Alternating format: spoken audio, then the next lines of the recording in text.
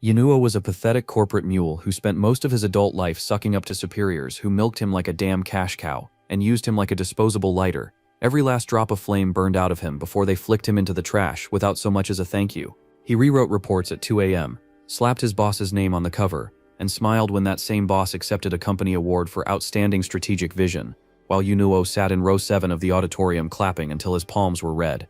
But it wasn't like you could blame his boss. He had a talent for it, and that was the sick part. A God-given, mother-approved, LinkedIn-endorsed talent for making powerful people feel even more powerful. And the truly devastating thing, the thing that kept him staring at his apartment ceiling at 1 a.m. on a Tuesday, was that he'd convinced himself it was a strategy, a long game. That one day all this investment in other people's egos would pay out like a slot machine and it would all have been worth it. But the problem was the slot machine never paid out. Because while pulling another all-nighter for his boss, his body finally submitted a resignation letter of its own, and he collapsed onto the cold office floor of the same building he'd given more hours to than his own home. But that wasn't the end of his story, because even in death, Inuo couldn't catch a break. The moment he opened his eyes once again, he found himself sitting before a woman in black stockings, who was reading through a file containing his life story, from his name to the whole miserable little life he led to the point of his death, which was overwork. To sum it all up, he was exactly the kind of man she had been waiting for. Yinuo, who still had absolutely no idea who this woman was or how he'd ended up here, spent a full minute just staring at her in complete bewilderment, after which he finally spoke up and asked what was going on. Instead of answering, the female whipped out 3 giant eggs from who knows where, and with a smile told the kid these were the 3 main things everyone needs in their lives to be happy. The first one being love, whereas he, on the other hand, died a virgin and never found love in his entire life. He wasted his adult life sucking up to other people and never saved a single coin, lived paycheck to paycheck until there were no more paychecks. He didn't even adopt a cat, which was the worst thing of them all. So to put it in simple words, he was nothing more than a corporate slave who burned through his one life without collecting a single thing worth keeping. After the woman was done speaking, Yunuo was furious because she just summarized his life in such a complimentary tone, but not like he could argue with any of it. So true to his habits, he simply slumped in front of the woman and told her he was ready to have his pathetic soul obliterated. The answer came in the form of a kick straight to his face because the guy was even more pathetic than she had expected. After laying him flat on the floor, she told the kid he wasn't getting off the hook so easily. She was planning on throwing him into another world as a hero. But Yunwo, who honestly didn't even care what happened to him anymore, simply asked the woman who she was and why she was doing all this. She introduced herself as Omir, the administrator of the Kravel continent, and with that Yunwo found himself standing before the door that supposedly led to his new life, or his new death, depending on how badly he screws things up this time. All he had to do was walk through that door and become a hero who saves a world. Yeah, no. The moment he stepped through the thing, he found himself falling through space straight toward the ground. Turns out Omir forgot to take into consideration that he was still a puny human and would probably end back at the starting point if he fell from this height. And with that, boom, a massive explosion shook the area, as the kid crashed straight into the ground like a human meteor.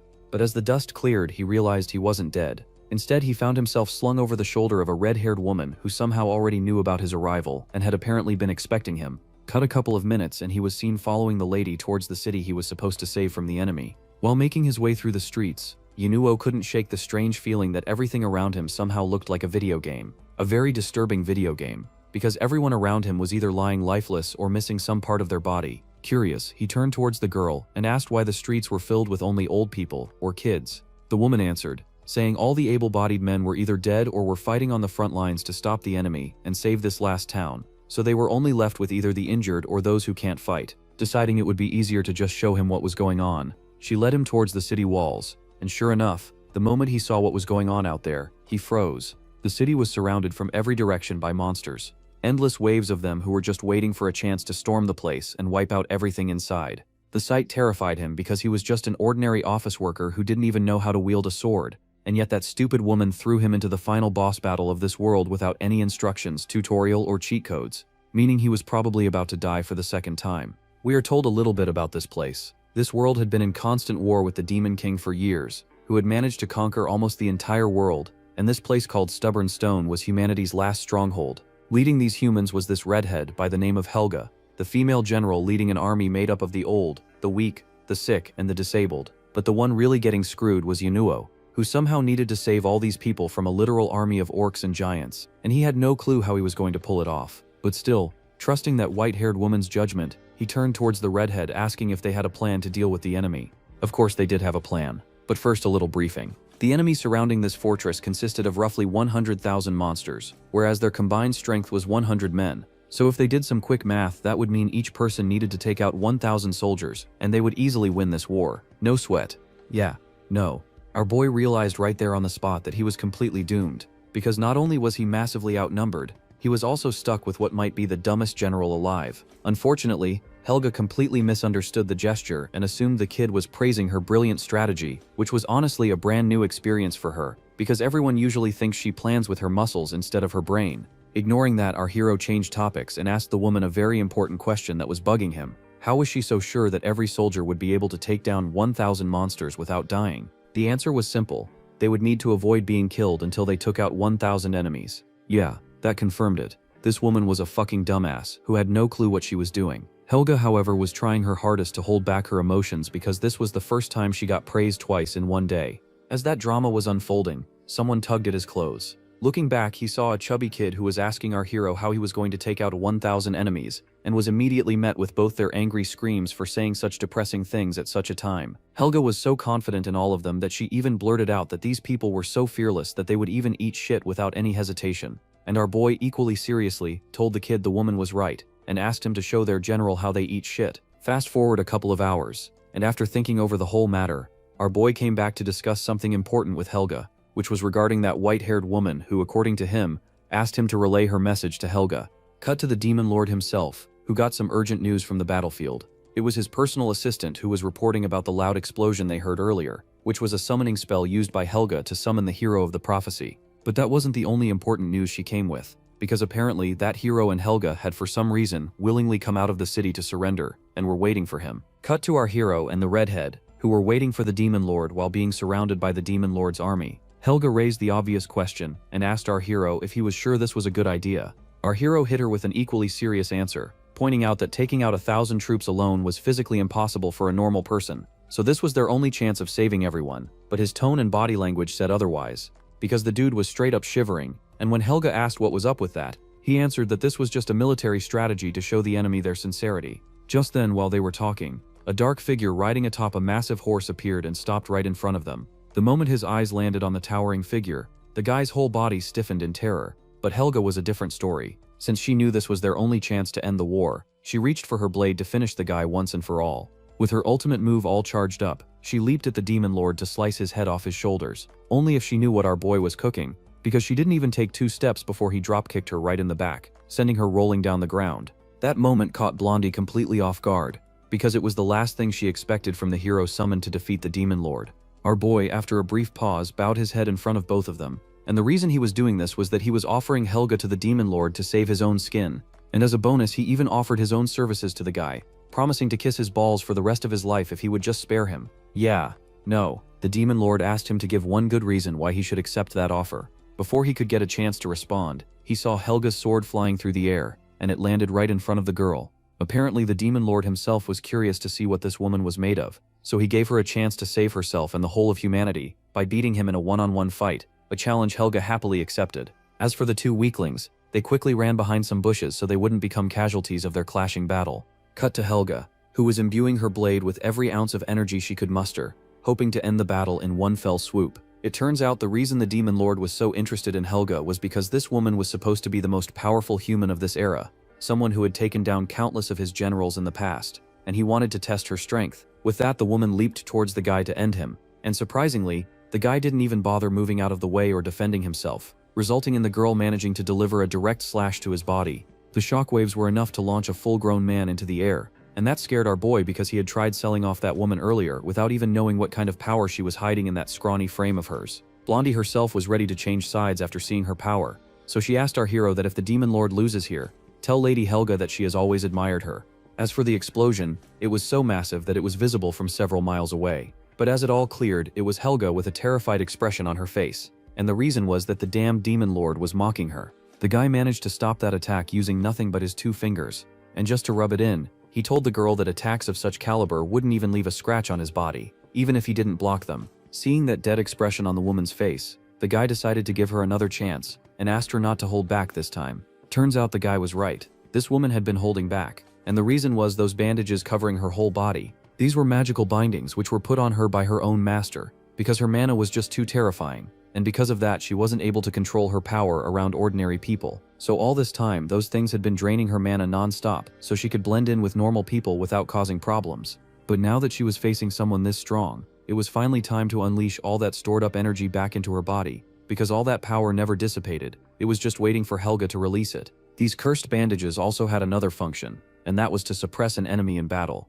And suppress she did. She managed to lock the Demon Lord in place, and that was when their third and most terrifying ability kicked in, draining the enemy's mana and transferring it back to their host to make her even stronger. Meaning no matter how powerful someone was, the moment they got caught by those bindings, it was basically over for them. And with that, boom, the girl smashed through the armor covering the Demon Lord's face, and infusing every ounce of power into her blade, she tore straight through the guy. The sight was so terrifying that even the kid blurted out, shouting for the Demon Lord to watch out, which obviously caught Blondie by surprise because that was supposed to be her line.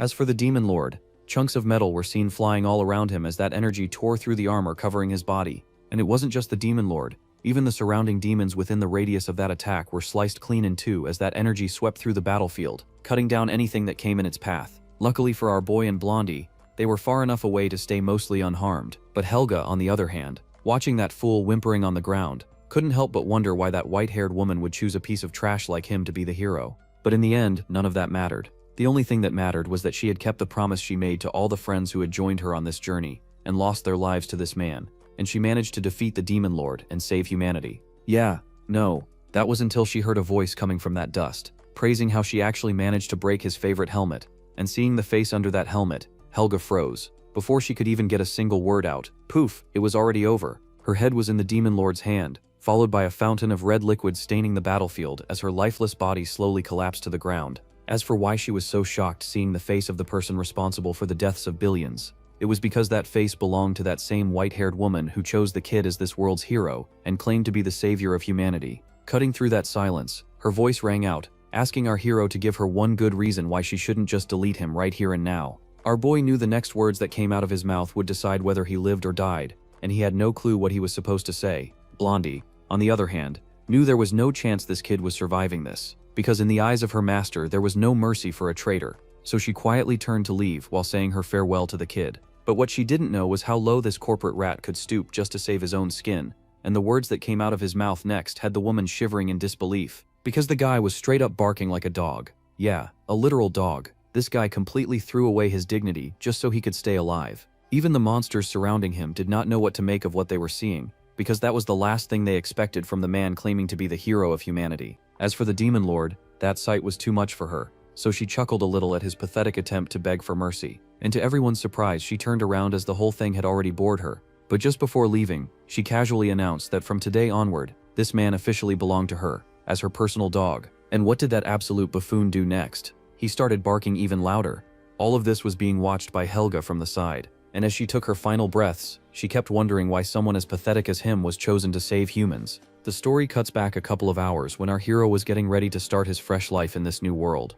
On top of that, as a hero who was destined to save humanity, he was feeling pretty proud of himself that he finally became the main character of a story. But the woman standing behind him was getting more and more irritated watching him strike those ridiculous poses in front of the mirror, so she shouted at him to knock it off and get his butt back here so she could explain the plan. According to her, this new world where he was being thrown had been under constant war against the Demon Lord for over 500 years, and during that time she sent countless heroes to take down the Demon Lord, but not a single one of them managed to succeed in their mission. To put it simply, no hero, no matter how talented or strong, possesses the power to take on the Demon Lord in a one-on-one battle. Hearing that, our boy asked the obvious question, why not just summon a bunch of heroes and gang up on the Demon Lord? The woman agreed that it was a reasonable suggestion, but sadly, in that world only one Demon King and one hero can exist at the same time, so she can't use her power to summon multiple heroes at once.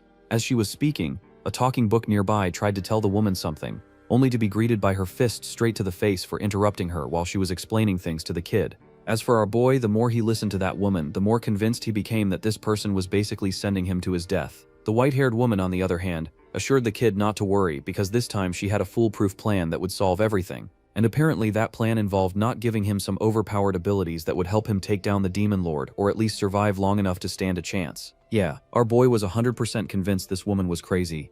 Omir, however, assured the kid he did not need to worry because although she was not planning to give him some overpowered ability, the power she planned to grant him was far more useful. That power was the ability to summon all the previous heroes defeated by the Demon Lord. Turns out, although she was restricted by the rules from summoning multiple heroes, a talentless puny human like him shouldn't have any problem using it. Yeah, our boy was immediately on board with that idea. Seeing his excitement only fired the woman up even more. Well, turns out there were two main reasons she was giving that power to our boy. The first one being he was the type of person who loved sucking up to his superiors just to make them happy, so she didn't need to worry about him stealing that power and running away. And the second reason was that if she used that ability herself, it would burn through all her life force and she would perish.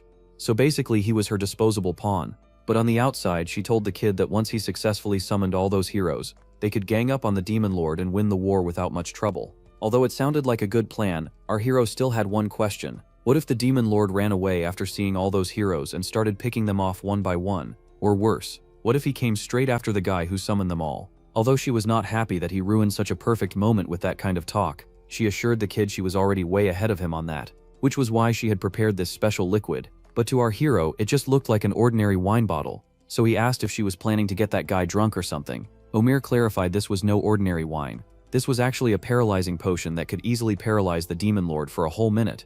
And according to her, this thing was so potent that even she would be in trouble if she so much as touched it. Yup, it was official now. This was the perfect plan, and our hero was fired up to see it through. And once all of that was done, he planned to rule over that world as its king. With sparkly eyes, he turned toward the woman and told her not to be fooled by his face, because he had plenty of experience in management, so she shouldn't worry about that world while he was around, ruling over it like a king. Yeah, the woman immediately asked what the hell he was even talking about, and made it clear that he was nothing more than a pawn who was supposed to die after the Demon Lord was defeated. She spelled out his role clearly. He jumps into that world, meets the Demon Lord, burns away his life to activate the ability to summon the heroes, and dies so that power can return back to her, because a weakling like him could never survive after using such an overpowered spell. As for this wine bottle, he couldn't even think about using it himself. He was to hand this thing straight to Helga, because she needed someone reliable to carry out the plan, not someone like him.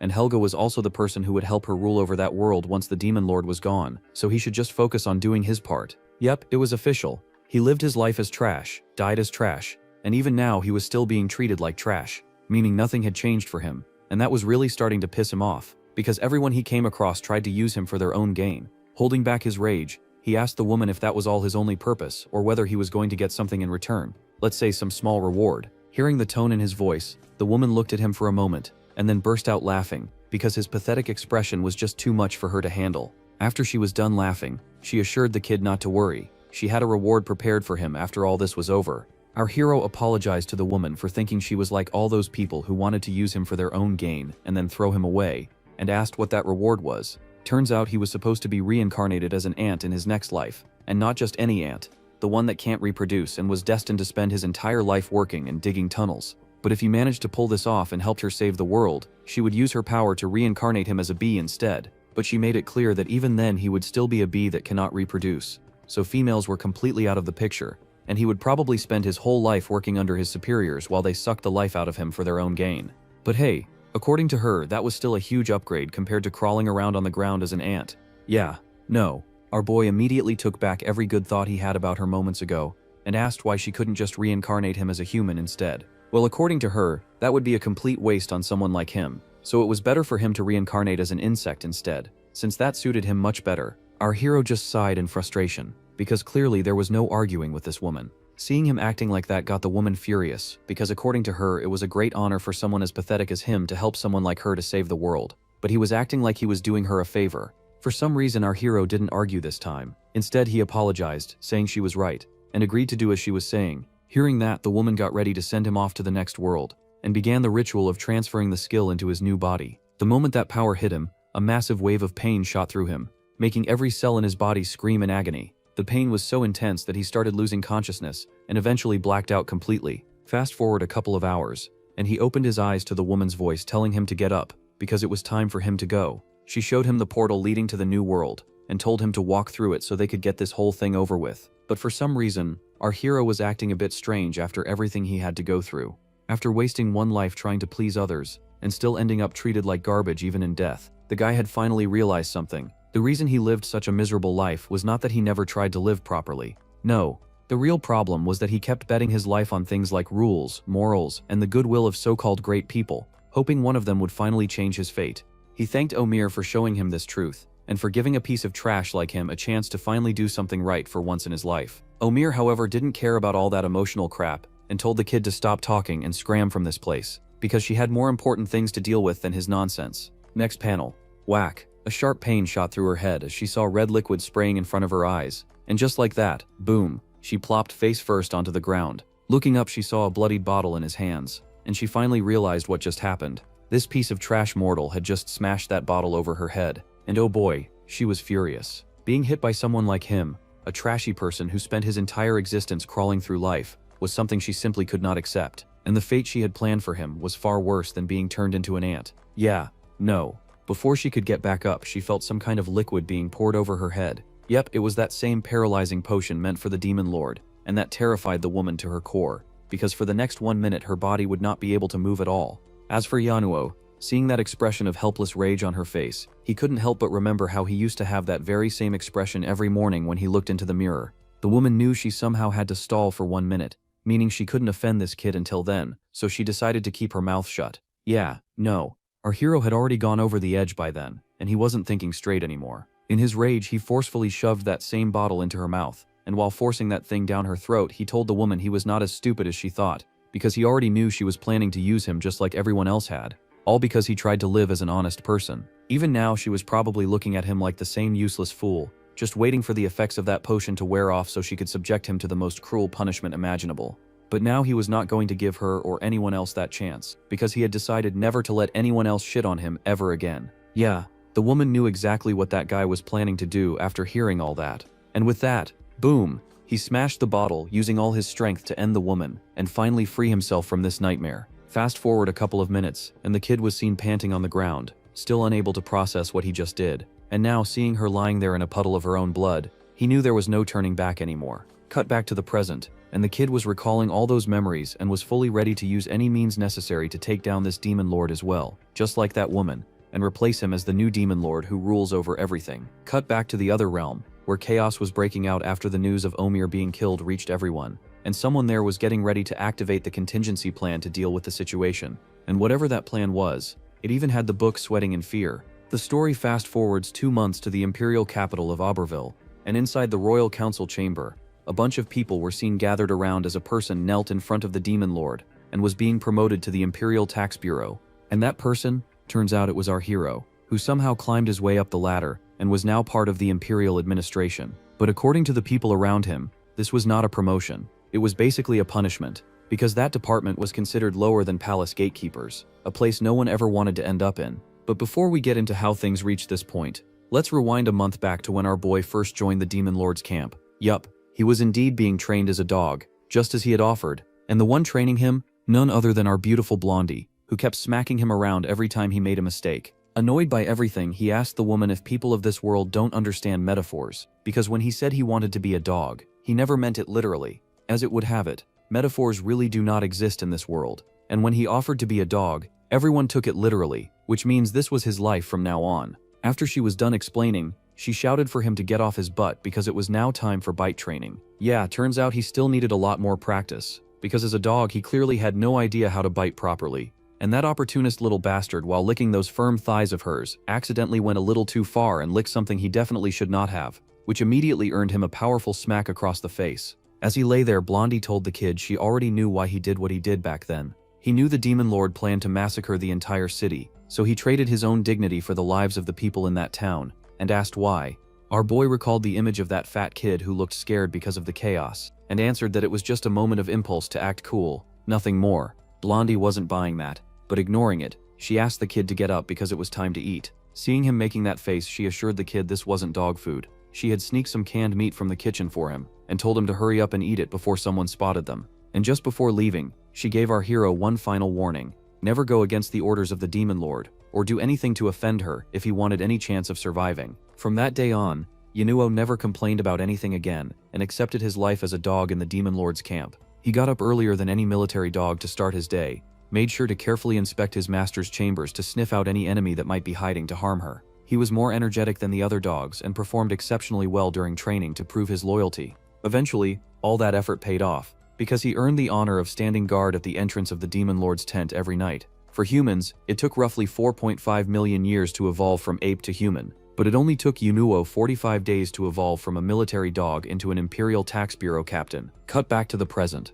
where all the people gathered in the hall were whispering among themselves, trying to figure out what their demon lord was planning. As for Blondie, she had a hunch what this was all about, and she wasn't happy about it. After a while, our boy was seen walking towards his new office while trying to understand what was going on. That woman suddenly called him to her palace and appointed him the head of a department. On top of that, she never briefed him on anything. She just told him to head to the office and nothing else, which made zero sense. And the only conclusion he could come up with was that she was planning to use him as a scapegoat to fix one of her fuck-ups. And that was the most frustrating part, because it reminded him of his superiors from his previous world doing the exact same thing all the time, dumping all the blame on him just to save their own skin. As all that was going through his head, he eventually arrived at the building. Ringing the bell, he convinced himself to be optimistic. Maybe it wasn't as bad as he thought. Maybe that woman really did see some talent in him, which was why she put him in this position. That was when his eyes landed on the two beautiful elf girls who were waiting for his arrival. Yeah, the fool was completely smitten seeing the two beauties welcoming him into the building and referring to him as boss.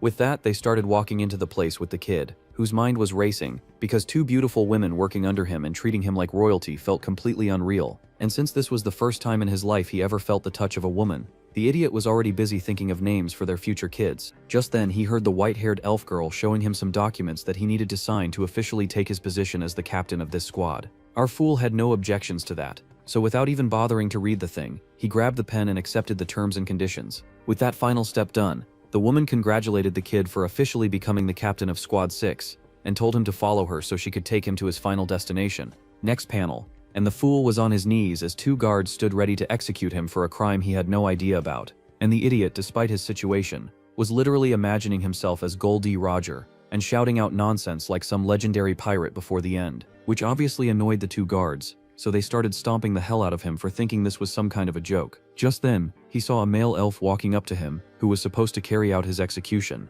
Turns out our hero was not the only one in line to lose his head today. There were some other people as well from the same department. First was a guy by the name of Hammond, vice captain of the 6th Squad. Second up, an absolute beauty by the name of Maritao, another high official of the squad. Third up was a panda, the mascot of the team named Panda. And finally, our unlucky fool, who still had no clue how he ended up in this mess. And according to the elf, all four of them were to be sentenced to death for the crime of sitting at the bottom of the performance rankings for years. Yeah, no. In the middle of trying to look cool and composed, he failed to notice that the wig on his head got blown away by the wind. And apparently a bald elf was more shocking to our boy than the fact that he was about to get executed for someone else's fuck-up. Elf guy, however, didn't care. He just applied some glue on his shiny bald head and slapped the wig right back up there. After that, he slipped right back into his noble attitude and introduced himself as Griffino from one of the oldest pure-blooded elf families. Cut to a couple of hours earlier. Before coming to this place, our hero met up with Blondie, who warned him about this very man named Griffino. But at the time, our hero was more worried about the dogs than his own safety. Blondie told the kid that the man had always wanted to be the director of the Imperial Revenue Service, but now that he suddenly showed up and took that position, he would definitely target him in some way. Our hero thanked the woman for the heads up and asked if she had a plan to deal with that guy. Well, it turns out she had two. The first plan was a frontal assault. Get under his skin and show that guy who the big dog is. Cut back to the present, and the kid started mocking the man, asking what he was even rambling about with that noble bloodline nonsense, because in the world he came from the only bloodlines people cared about were the ones belonging to dogs. Yep, that seemed to do the trick, because the guy was completely stunned, unsure how to respond to that. Our boy, however, wasn't done. After everything he had gone through, that damned white-haired woman trying to use him as a pawn, and then that brutal military dog training he had to survive just to earn the Demon Lord's trust, all that rage and humiliation had been building up inside him, and now he was fully ready to unleash all of it on his bald ass. Sensing the sheer pressure coming from the kid, the rest of them started to feel a little hope that they might actually survive this mess. It had the opposite effect on the bald elf and his goons, because the men were terrified stiff. But it was too late to apologize, because our hero wasn't listening to reason anymore. With a sudden jerk, he snapped the handcuffs around his hands. After that, he sprinted toward the fat man to take him down. Terrified, the guy raised his gun to shoot before he got close, but our hero was running purely on adrenaline. Like a flash, he moved his head out of the way, after which he slammed straight into the middle of the guy's ribs. Damn, I thought he was going to mess up and make a fool of himself again, but no. The guy was actually serious this time. Well, anyway, he grabbed the guy's leg, spun him around, and locked him in a submission hold to knock his lights out. At the same time, he snatched the gun, turned around, and bam, took out the second guard with no mercy. The fat pig was so furious that he got ready to chomp off his dingly bits, but before he could, our boy bonked him on the face and knocked him out as well. With 2 guards down, it was now only Bald Elf and his final goon, who were sure our boy was out of options because that gun could only fire 2 bullets at a time. Well, turns out they were wrong. He wasn't out of options, and using that thing like a spear, he hurled it towards the last guard, and the guy got buried into a nearby wall, and with that it was now a one-on-one showdown between 2 high-ranking officers. But the guy was so terrified that he didn't even bother saying anything, and started shooting at the boy using his revolver. But it was like our boy had stepped straight into the Matrix, because not a single one of those bullets managed to hit him. And boom, before the Baldy knew it, he was face to face with him. Sporting that satisfied grin on his face, he smacked the guy at the back of his head, and he fell face first before him. With that, Plan A, the frontal assault, was a success, because he easily managed to bring all of them to their knees. Not just that, he even won the hearts of the 2 beauties, who were now completely ready to start the sacred ritual of baby making with him to carry on his mighty bloodline. His squad was just as hyped, because this was the first time they had ever seen such an insanely cool and badass captain. Pretty cool, right? He took over the whole place and won the hearts of the ladies in the process. Well, that's enough of that. Time to burst that bubble, because everything that just happened earlier, yeah, it was all in his head. In reality, the dude was still sitting there grinning while all those thoughts ran wild in his imagination. But still, now that he had everything figured out, he got ready to officially initiate Plan A. And just like in his fantasy, he broke the handcuffs and sprinted towards the fat man to take him down first. But this time there was no bullet fired, so that cool head move of his was a waste. But it didn't matter. The main thing was to take the guy down. Yeah, no, the fatso simply lifted his knee and smashed it right into the middle of his face. The impact snapped his head back, but that was just the beginning. Next came the back of the rifle crashing into his jaw, successfully shattering a couple of his side teeth. And to finish it off, a powerful kick landed right in the middle of his stomach, sending our hero crashing through the floor before he finally landed a few meters away. Yeah, unlike his fantasy world, his squad was utterly embarrassed, seeing how pathetic their new boss was. Safe to say Plan A failed, so it was now time to initiate Plan B. As for Bald Elf, the guy wasn't able to hold back his laughter after seeing that pathetic display, because he really thought the kid was someone special for the Demon Lord to appoint him as a captain. But turns out he was just another useless fool. In the middle of speaking, he suddenly reached for his gun, and boom, fired a bullet right next to our boy's face. Pointing the gun at his head, the man gave the kid a choice. Either he gets down on his knees and barks like the dog he was supposed to be, or he pulls the trigger. But in reality, the guy was just bluffing. He was only trying to humiliate him in front of everyone to make his job as the chief more difficult, hoping the others would get rid of him so it would be easier for him to grab that position for himself. Hammond also crawled his way next to our boy, and fearing the same fate, whispered that he should just do what the guy was saying, otherwise all 4 of them would end up dead. Our hero, acting all noble, asked the man for his name. Then he told him to remember this moment, because the only reason he was about to bark like a dog was so that one day no one in this world would ever dare treat people like dogs again. Well, with that line he somehow managed to flip the tables on the elf, because now even the guy's own men were starting to look at our boy like he was some noble hotshot.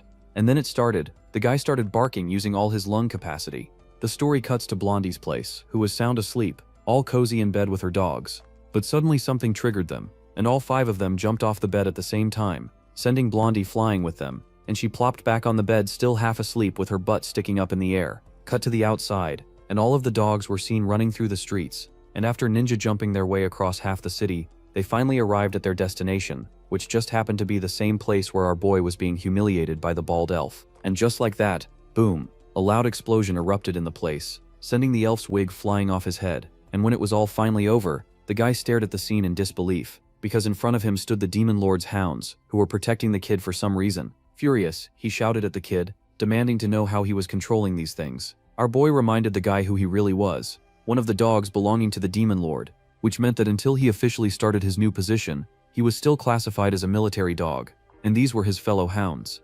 And with that stupid satisfied grin on his face, he asked if the guy had any idea what the penalty for injuring the Demon King's beloved dog was. And with that, the dogs started doing their thing and began biting all his men. Well, not all of them were focusing on biting, because some of them were punishing the men in other ways. Others went straight for a fate worse than death itself. R.I.P. his baby maker.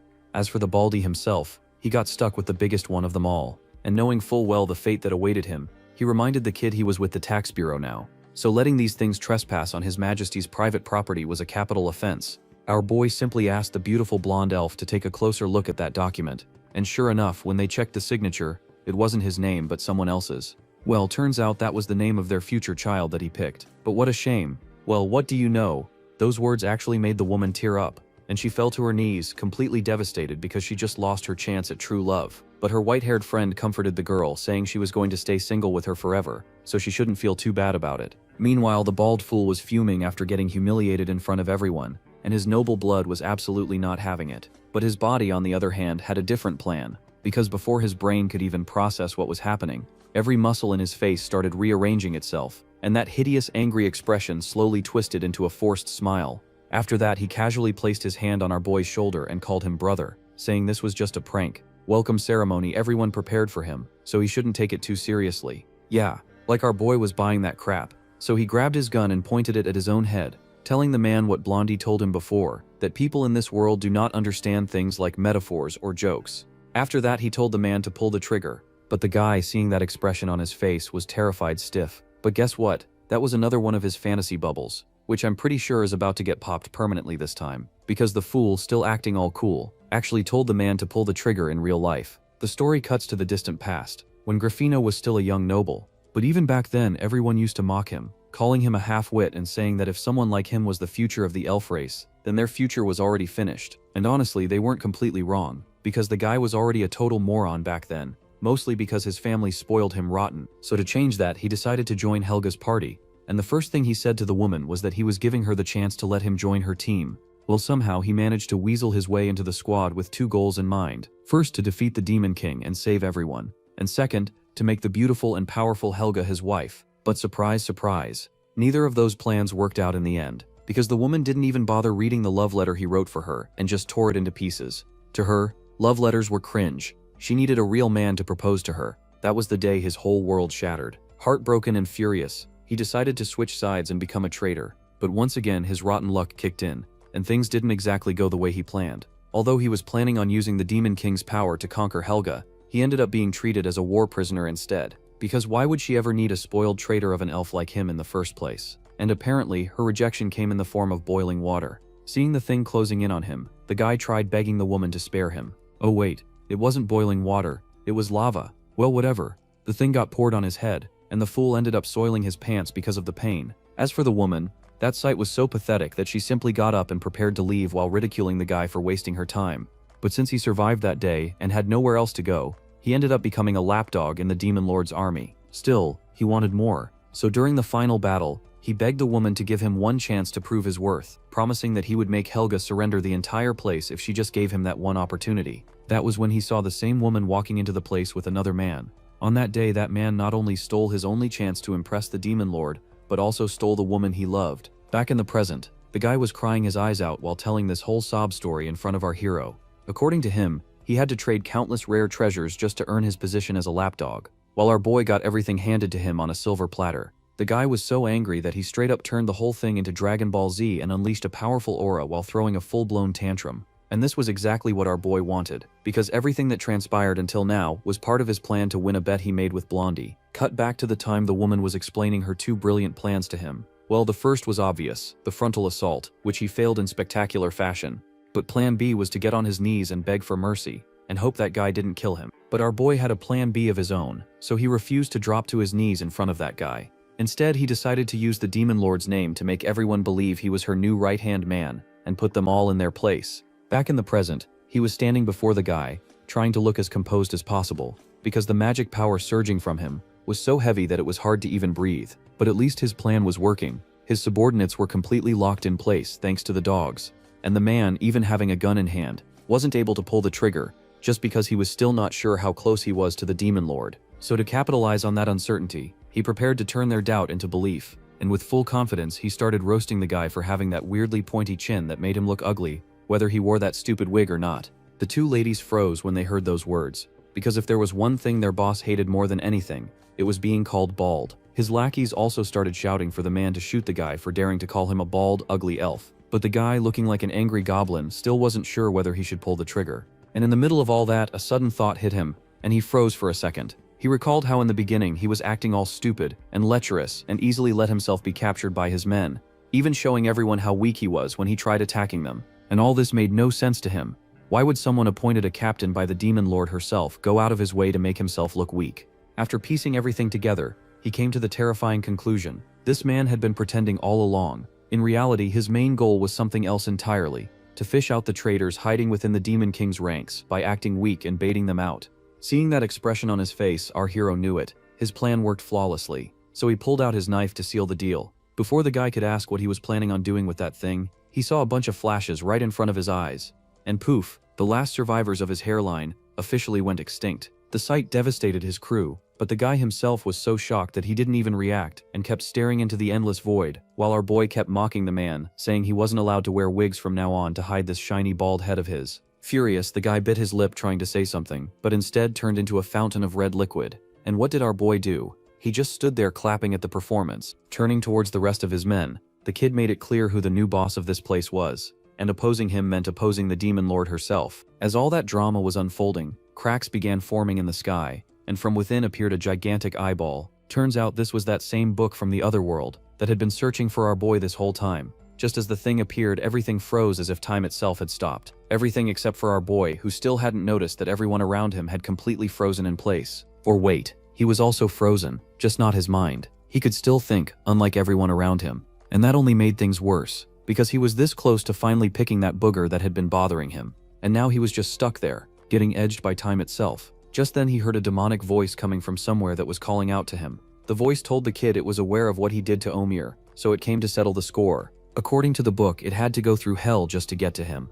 It worked over time researching ways to handle this situation, and even had to break countless rules just to pass into this world. The thing even ended up with massive dark circles under its eyes from all the all-nighters it pulled, reading through rule after rule just to track him down. After the voice stopped, Yinuo saw clouds falling from the sky, and those things slowly began making their way toward him. At that moment, Yinuo knew he was done for. The clouds lifted him up, ready to drag him back and punish him properly for the crime he committed. But just then, something unexpected happened. Countless slashes came flying in and cut down all those clouds. And guess who could be strong enough to resist the book's magic? Yup, our beautiful Demon Lord, who was waiting for the day she would finally come across Antiphon, or in simple words, the book. The guy, however, wasn't surprised, seeing that his time-stop ability didn't work on her. After all, she is the one who drove Omer to madness for 500 years by taking down every hero she sent her way. The woman skipped the pleasantries, raised her blade, and demanded the thing tell her what happened to Omer and why she could no longer sense her presence. At that moment, our boy finally recognized the voice of that creature.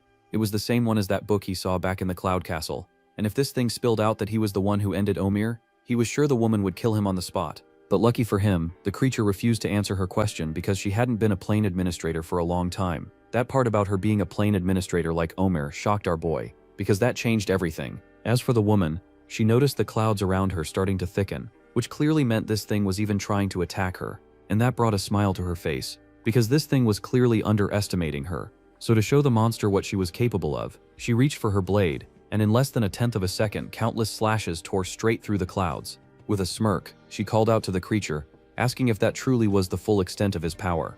Not waiting for his answer, the woman leaped off our boy's fat head and started flying towards the giant eyeball. But Antiphon wasn't planning on making things easy for her, so it threw in some more of his clouds to stop the woman. But that turned out to be a massive mistake, because she started using those clouds as stepping stones to leap her way toward the monster's main body.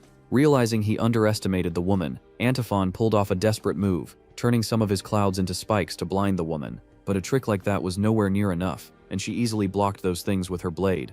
Not just blocked them, she even caused that whole section to explode as she struck it while striking that cool pose of hers. Safe to say, Antiphon didn't appreciate her arrogance, so he began summoning electricity and mixing it with his clouds to stop the woman, after which he manifested a gigantic hand to crush the woman. Seeing that the creature wasn't holding back anymore, she herself got ready to get serious and asked for all the humans on the planet to lend her their strength. Just as she said those words, tiny glowing particles started to rise from the people beneath them, and all that energy started flying at the woman. And no, it wasn't a spirit bomb. That energy fused together and formed a crown instead, and the thing multiplied her magical power several-fold, giving her the boost she needed to take down this magical monster. And with that, she swung the blade, causing a powerful beam of concentrated magical energy to be shot at the monster's hand, which shattered it into chunks almost instantly. And in that very moment, she leaped up at the creature's eyeball. Man, look at that grin on her face. The woman is a complete psycho. As for the monster, yeah, it wasn't impressed, because this woman was just as stupid as Omer to think it would be this easy to take him down. Turns out what she was seeing was nothing but a mere reflection of his true self. And just like that, poof, he disappeared, and all those clouds started flying at our boy in full speed. Next thing he knew, those things were entering into his body for some reason. Yeah, no, she wasn't planning on letting him take the kid so easily. because she still needed answers. Why would an entity like this come after a weakling? So she immediately turned around to stop the creature. Boom! An explosion rocked that part of the castle as the woman dropped like a human meteor. When the dust cleared, there she was, striking yet another cool pose in the center. Luckily, our boy was also pretty much unharmed and was thankful that the woman stopped that thing when she did, because at that time he could feel that thing trying to enter inside of him through the wrong hole. As for the monster, it was livid that this woman kept getting in his way, so it stopped holding back and started summoning more of his power from the other world. Whitehead simply activated her earth power, and a massive stone door slammed onto the ground from the sky. A gate that came straight from Tartarus, and from within appeared two hands that began forcing the door open, and out came a massive skeleton monster ready to serve its master in taking down the giant eyeball. This thing right here was no ordinary skeleton, but something called a skeleton angel, possessing unimaginable power. Wasting no time, the thing expanded its multiple arms and managed to grab onto the cloudy appendages scattered all over the place. As for the eyeball, it was genuinely impressed by the woman's development, because she was the first monarch to achieve something never seen before in history. Not only did she bring the entire world under her rule, but she also mastered the power of man and the power of earth, which would also explain how she was able to defeat Helga and delete her out in such a miserable way. As for Whitehead, she told the thing to stop rambling and answer her question. She asked if Omir finally realized that no hero she sent would ever be able to stop her, so in a fit of rage, she left the Cloud Castle, and her final selfish command to him was to get rid of this little bug who had surrendered to her. Not sure if this is important or not, but the reason he was making that face was because the woman just shoved his fart right back into his body with the heel of her boot. As for Antiphon, he was surprised to see that this woman had no idea what was going on in the Cloud Castle, not to mention she was clearly underestimating that guy, since he was the one who took out Omar and now possessed her powers. And knowing things could get real messy if that secret was revealed, he refused to answer the woman. The woman herself didn't really care what happened to Omir and why she suddenly vanished, so she demanded that the creature submit to her once more and become her servant, just like in the past. Just as she said those words, her skeleton friend pulled on those appendages, causing the fabric of reality to shatter. And with the barrier separating the two realms destroyed, the massive castle in the clouds was dragged into this world as well. And no, this was not some small feat. Before this day, no one had ever been able to pull off something like this. Seeing the thing finally before her eyes, the woman wasn't able to hold back her excitement. But Anchan had other plans. Although her strength was impressive, she was nowhere near the level that someone like her could be allowed to set foot in that sacred place. So he did something, and the massive structure started to disappear into thin air. That obviously bummed out the girl, but it wasn't like she could do anything about it. On top of that, she herself had a hunch getting to that level would never be that easy. As for Antiphon, before leaving he left our hero with one final message, saying he would be waiting for the day our boy comes to find him. After he was gone, she turned to her skeleton friend and asked him to head back as well. Just as that happened, our hero regained control over his body. So did the rest of them, who were still worried about the dogs. And that got him wondering if none of them saw that epic battle between that eyeball and the demon lord. Before he could even ask what was going on, he saw a terrifying sight as countless cuts suddenly started appearing across Grafino's face. Yeah, and then that happened. Probably better if I do not describe it, because knowing YouTube, they would probably send me straight to the Shadow Realm for it. And this was not just happening to Grafino. Even the rest of his elf friends were meeting the same fate. As for our boy, he just sat there in horror, unable to understand what he was seeing. The woman, however, knew exactly what was going on. The damage from the time stop was finally starting to take effect. All those slashes she used earlier to save the kid, yeah, they were cutting through these guys. But because time itself was frozen, the damage never registered at the time. Next chapter, and Hammond was screaming on the ground, panicking that he lost some of his limbs. But beautiful Maritau told him to stop whining and get up, because the only thing he was missing right now was his courage. Looking up, they saw the Demon Queen slowly walking up to them, and stopped next to someone with that disgusted look on her face. And no, it wasn't our boy, but Grafino, who was somehow still alive and had soiled himself. Walking up to our hero, she asked if he was also scared stiff after seeing what happened. Our boy knew if he didn't answer her quickly, she might end up taking the frustration of that eyeball escaping out on him. So using what little courage he had left, he saluted the woman and barked. That actually lifted her mood a little, so she called the kid a good boy. And before leaving, she instructed him to call in Blondie and tell her to handle the cleanup of this place. Terrified, he asked what he was supposed to tell her happened in this place. Whitehead didn't really care, so she simply told the kid to make up anything. And with that, poof, she vanished, leaving our boy standing there. And the moment she was gone, his legs finally gave out, and he collapsed to the ground, wondering how the hell he was supposed to explain to the woman what happened to all these people. The story cuts to the night, and a slime ball was seen hurling some kind of liquid from its mouth. Turns out this liquid acts like glue, which they were using to rebuild the whole area, and there were literally thousands of these things. and the one leading them was a massive ball of cuteness. Not far was our Blondie, asking someone what caused such devastation. Behind her, Hammond told her what happened at the time. Apparently he was kneeling on the ground when he suddenly felt an overwhelming urge to sneeze, so he did. And when he opened his eyes, everything around him was getting destroyed, and his stupid ass was convinced he had awakened some kind of superpower. But Maritao told the man not to get ahead of himself, which only made the fool angry, because there was no proof his sneeze wasn't the thing that caused all that destruction. She told both of them that the marks on these rocks were smooth, as if they were sliced by a blade, and the residual magic in the air was extremely thick, mixed with an aura that felt like it came from the underworld. That last part shocked Blondie, so she asked if she was sure about that. Maritao answered yes. On top of that, she was sure if it weren't for Panda shielding them from whatever caused all this, they would have met the same fate as the rest of the people. And that fate was being swallowed by those white things called nuo balls, which break everything down into nutrients for nature. Or in simpler terms, they turn you into a pile of crap. Hearing all that, Blondie thanked Panda for saving both of them. And honestly, I really don't think she should be doing that with this guy.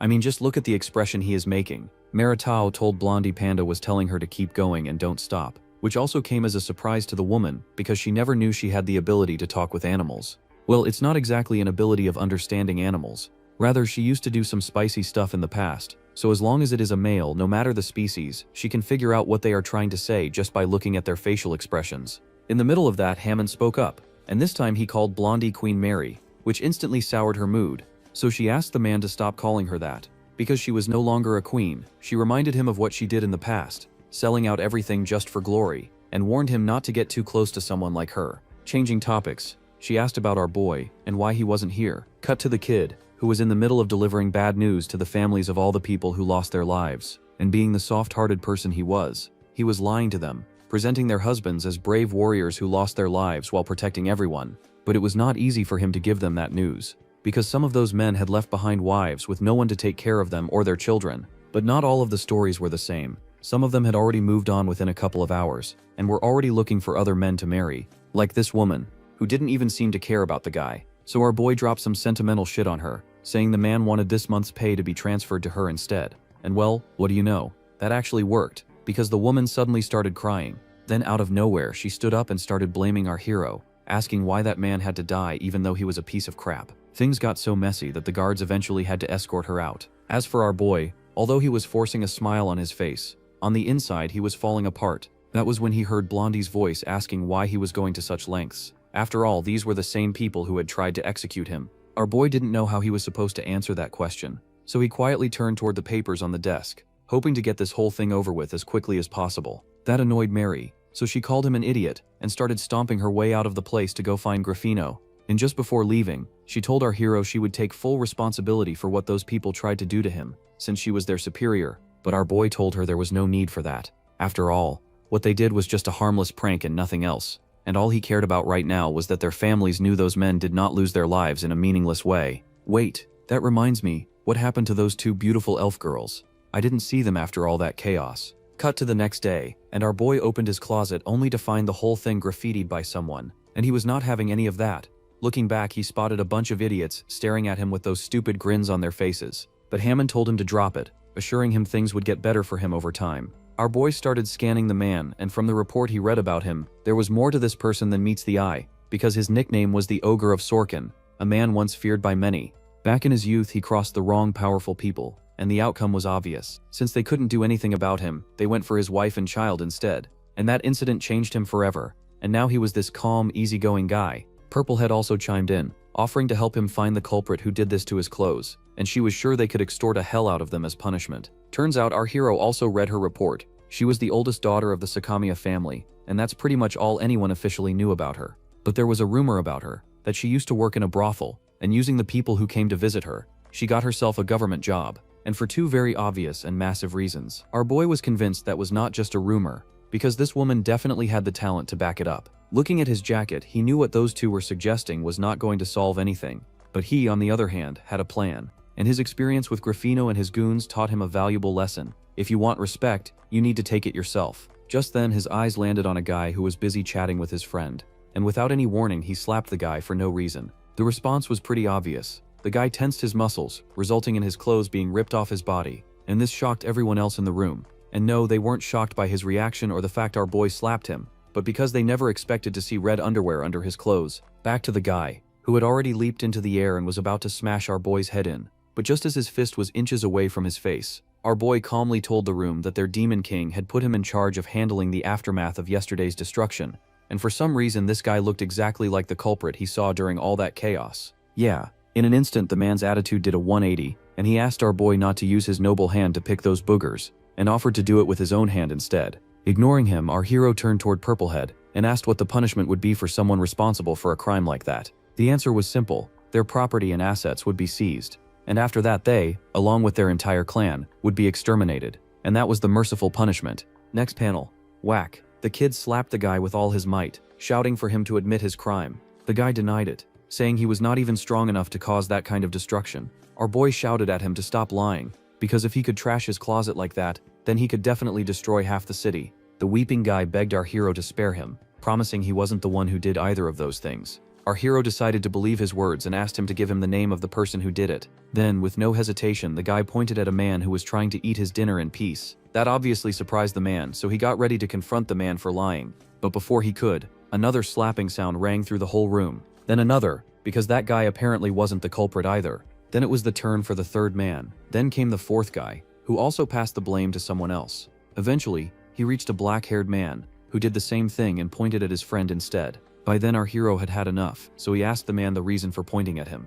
The man answered, saying it was because this was the only guy in the room who hadn't been slapped yet. And honestly, that sounded reasonable enough, so our boy slapped him too. By the end of it, our boy was the one in pain, because after slapping so many faces his hand had literally started to swell up. Yeah bro, you should take a look at their faces. Hammond walked over, suggesting our hero refrain from doing that. After all, he was certain none of these people were behind what happened yesterday in the middle of the city. Our boy agreed with the man and made it clear this was never about who destroyed their city. The point was that he vented his anger, which was the only thing that mattered, so he decided to forgive all of them for playing that prank on him over such a petty grudge. Yeah, Purplehead started getting those tingly feelings in her stomach after seeing how manly, fearless, and kind-hearted their new boss was. And that only boosted his ego even more, because it was ridiculously easy to trick these morons. And now that all of them believed he was highly favored by the Demon Lord, his life as a king in this place was practically guaranteed. But still, he could not help but wonder where Gruffino went. After all, he bullied all his lackeys this badly, but that man still didn't show up. Cut to another part of the city, where a lone mushroom was seen popping up. Well, not exactly out of the ground, but out of someone's mouth. And that someone was none other than Gruffino, who for some reason was in his default skin, helping out a fellow friend on his golf course. Next panel, boom. The guy swung the thing, and landed a direct hit, successfully smashing the guy's teeth out, and with a smile on his face, called him useless. Who can't even hold the ball right. Trembling, Gruffino got to his knees and begged the man for mercy, but instead was met with his foot pressing down on his head. Kneeling, the guy asked if it was okay for the ball marker to move from its place, to which Gruffino said no and apologized. Next panel, and a giant mushroom shot from the ground and pierced through the guy's stomach, but somehow Gruffino was still alive, with a bunch of mushrooms growing out of his body. Okay, so this psychopath right here is Arts, the 10th in line to the Imperial throne, and the one in charge of the second generation of demons. And the only reason Gruffino was even allowed into the ranks of the demon army was because he handed over the elven mother tree to him. Oh good. Turns out the two beauties are still alive and were asking the man to calm down and show some mercy. And in exchange for sparing that bald fool, they even offered themselves, promising to do anything he asked. Oh yeah, I would have been convinced right there too. Taking the two women in his arms, Arzt asked if they truly meant it when they said they would do anything. The girls nodded and answered yes. Well, that was all the guy needed to hear, because he was planning on using their bodies to make up for his mistakes. And no, it wasn't the kind of using you guys were thinking, because the damned maniac literally ripped their heads off their bodies. Yeah, now look at this fool crying. All of this is his fault, because he chose to switch sides and now he's weeping over the deaths of his auntie and big sister. A little backstory about this maniac. Turns out this guy, along with several of his other siblings, were created by the Demon Lord herself, who are basically the best of all worlds. They possess the lifespan of elves, the focus of dwarves, the physical strength of orcs, the magic of elementals, and the growth potential of humans. In other words, they are the union of 5 races combined into one, and since he is the 10th child personally created by that white-haired lady, even elf women of royal blood mean nothing to him. To this monster, they are nothing more than mongrel dogs. Okay, this is just creepy as hell. Somehow these two are still alive even after that. Seeing this, the guy started begging the man, asking to be punished instead, because these two were the only family members he had left. Okay, when a bad guy sheds tears after doing something extremely heinous, yeah, that just means he is a damned maniac who needs to be put down. And this man is definitely one of those people. And the reason he was crying was because he was jealous of Grafino, since even after everything he had done, his family never gave up on him. They even went as far as selling their own bodies just to make sure he stayed safe. And that was what really irritated him, because he was a child of the Demon Lord. Yet he did not have anyone like that. To understand what is going on here, you first need to know how the demon race was created. Back when the Demon Lord began conquering the continent, she personally created 9 powerful demons known as the King-Forged Knights. These were the first generation of demons, created directly by the Demon Lord herself. Later, those King-Forged Knights used blood contracts to create their own armies, forming the 9 Great Battle Legions. These became the second generation of demons. After that, the second generation mixed with the other races of the continent, and over time a third generation of demons was born, slowly spreading and evolving. But Achan was different. Even though he is technically part of the second generation, he was personally created by the Demon Lord, after she unified the continent, making him almost identical to the King-Forged Knights themselves. In other words, when it comes to power and authority, Achan stands on the same level as those legendary demons. But for some reason he was never given that title, or the authority that came with it. Grafino, however, hearing that guy's sob story, was feeling pretty cringed out. As for the maniac, he was just standing there grinning to himself, repeating over and over that he was the main character of this era. Using the chance, Grafino promised the guy he and his elf friends would help him become a King-Forged Knight just like his siblings, and begged him to spare his life. Yeah, that promise was meaningless. And the reason was simple: he messed with our boy without permission. He reminded Grafino that everyone knows that man is the vicious dog belonging to his mother, the one she is using to sniff out rebels within her ranks. That is why everyone hates him. But there is also a reason no one dares to go against him. But now, thanks to his idiotic move, he might become the first rebel his mother will want to get rid of. And that was something he could never forgive. So he prepared to end the man with final words, telling him to try and grow more brains in his next life. Just as he was about to finish the job, he heard a voice calling out to him from the back. Looking back, he saw 2 maids standing there, who came to inform him about the affected area that had been completely cleaned off, and now they were just waiting for him to begin the next step of rebuilding the buildings there. Arzt agreed to do as he was being told, but after he was done taking care of the fool in his hands, but the one with purple hair, named Purple Moon, reminded the guy that if he delayed any further, it would affect his imperial contribution points. To that the man didn't argue and reached for his head, after which he proceeded to pull the thing right off his shoulders. Third step, he started fidgeting with the thing to create something new. And honestly, I am still not sure how this works, but after a few twists and turns, he somehow turned his own head into this magnificent-looking building. Cut to our boy enjoying a meal with Hammond and Maritao at a restaurant, because after our boy slapped that whole place silly, they were no longer allowed to eat there anymore. So our hero was treating them to this meal instead. Just then, while they were doing that, our boy noticed something massive coming straight at the 3 of them from the side. And boom, a massive building was placed on the ground by a gigantic hand. Yeah, that expression is of a man who just gave up trying to understand this world, as he asked the 2 if this kind of stuff was normal around here. Hammond answered yes. Their lord has a habit of building things on such an exaggerated scale. He explained that this was the ability of Lord Azet, one of the second-generation demons. Purplehead also chimed in, informing our boy that the owner of that gigantic hand was also the person Grafino answers to directly. So basically messing with Grafino means messing with that guy.